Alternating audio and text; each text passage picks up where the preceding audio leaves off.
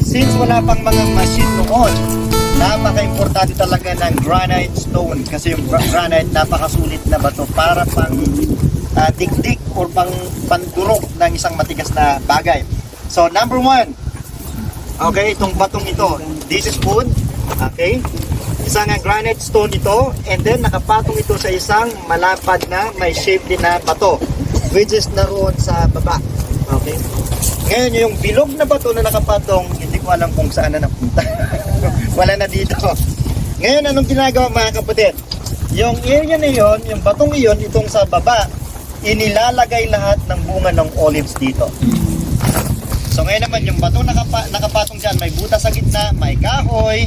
Anong ginagawa mga kapatid? Mayroong isang Israeli, but normally, hindi naman tao yung ginagamit talaga sa maraming pagkakataon.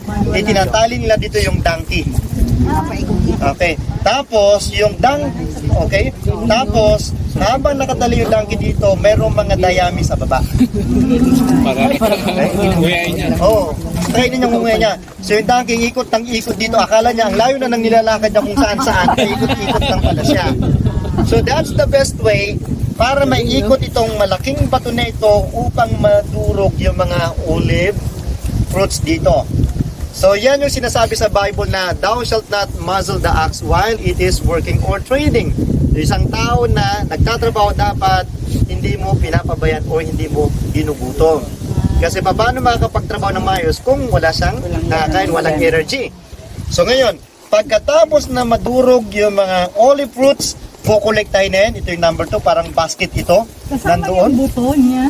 Ayun. Buto? Kasama po yung buto sa dudurugin. Kasi hindi siya po pwedeng tanggalin na nakadikit talaga ng gusto. So kaya ngayon, kukolektahin yung mga nadurog na bunga ng olives. Ang gagawin naman yan, punta dito sa number 3. Pagpapatong-patungin yan yung parang basket na yan. And then anong gagawin mga kapatid?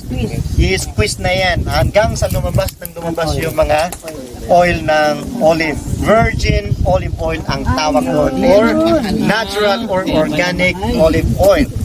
So, yan yung uri ng oil na talagang very healthy na ginagamit ng mga Israelite na mga taon in the ancient time pa. Kasi itong area ng Israel, napakasakto or maganda yung lupa nila para sa ganitong uri ng halaman talaga. So, in this way, masasabi natin na napakahirap para makuha nila yung katas ng olive. Yung oil, napakahirap may produce. Hindi madali mga kapatid. So ganyan yung pamamaraan. And then i-refine pa nila, i-stack nila hanggang sa tumining yung oil, and talagang magagamit na nila ito for cooking. So that's the process of making an oil from the fruits of olives. Now, itong bagay nito mayroong magandang application sa buhay nating mga tao. Alam nyo, may mga crashing point na dumating sa buhay natin. At alam nyo kung ano yun? Yung mga problema, pagsubok, sufferings, and hardships sa buhay natin.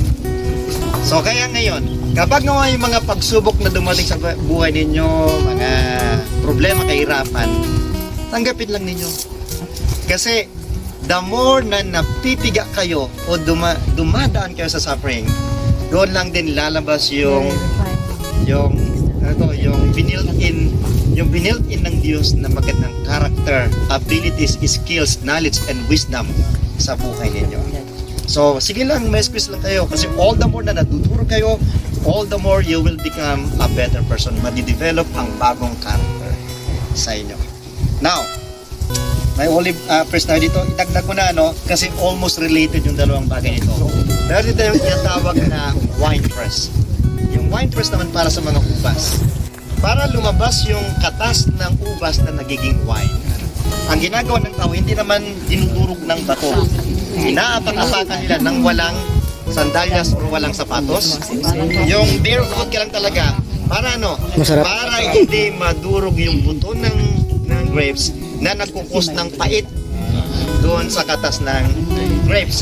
So para purely katas lang talaga ng ubas yung lalabas. So ngayon, tatapak-tapakan, tapos habang nadudurog siya sa pagtapok ng tao, umagos naman yung katas sa isang butas, and then kukulik tayo na yun, i-stack para magiging juice at magiging wine.